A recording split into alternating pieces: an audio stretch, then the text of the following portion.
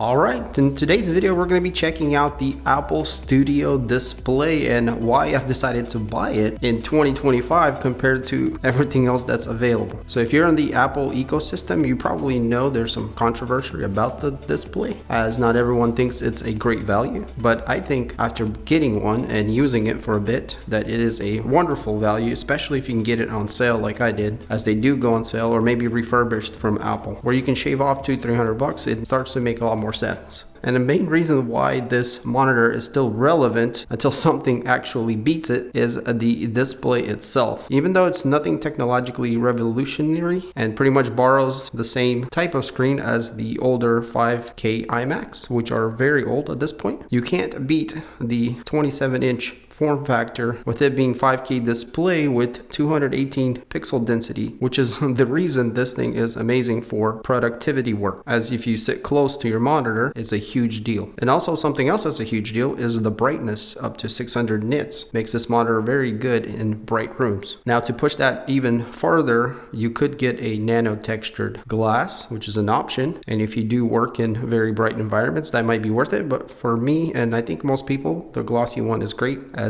the image comes out very crisp and clean, especially on text. Also, this monitor being very good in color accuracy as far as gamuts are concerned, and also what's probably maybe more important is the consistency in color between the Apple products, like your phone, your laptop, whatnot else. So I got my Studio display as just the base version, or how it comes, which technically only have a few options, which is the nano textured display. And then you also have the stand. So the stand that we have here is just a normal tilt stand, but you can also get a height one, but you do have to pay quite a bit extra for that. So if you know you need to go up and down all the time, that might be worth it. But if you don't, you could just get the display stand where you can raise this thing up, because it does sit a little lower, even lower than an older 27 iMac. So bringing it up a bit with the stand could be useful. You can also get a VESA mount to mount this on an arm, which could be probably a better option, as you have a lot more versatility if you do have an arm or want to go that route. So you do have those options. Also, the way the Studio display is packed is quite an overkill, but it's a nice feeling to have when you're buying something,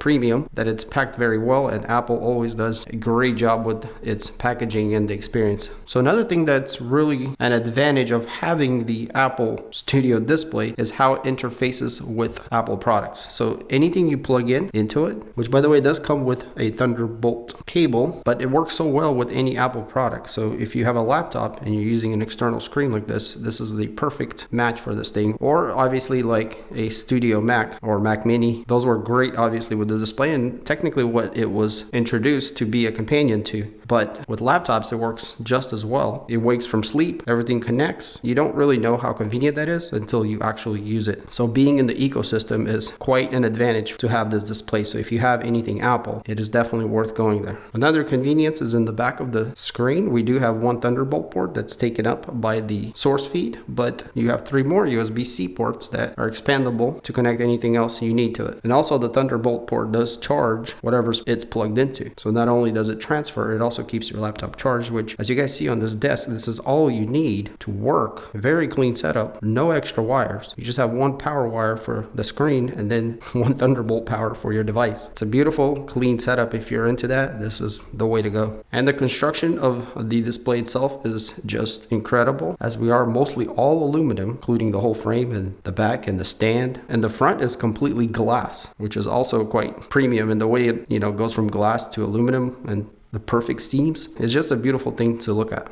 So let's talk about the sound that comes out of this, as the monitor does have speakers, and there's actually 6 of them in there. Believe it or not, guys, it actually sounds very good for normal use. They do have a nice punch to them and definitely clarity, and quite usable if you just need to listen to something and don't feel like, putting headphones on and whatnot else. The speakers are quite good to great, considering again that this is a monitor. We also get a little camera up here, and it's ultra wide, 12 megapixels. Not the best image quality, but good enough to do regular FaceTime, zooms, things like that. But it is ultra wide, so it has the staging where it falls around and kind of tries to, focus on the person. So yeah, maybe good for some, but overall it's fine and it works and it's there. So yeah, as you guys can see, I really enjoyed this monitor. And I do have a 2020 iMac 5K, which is supposed to have the same display as this, but what I've noticed is there is a small difference in the way the colors come out. The studio display is definitely more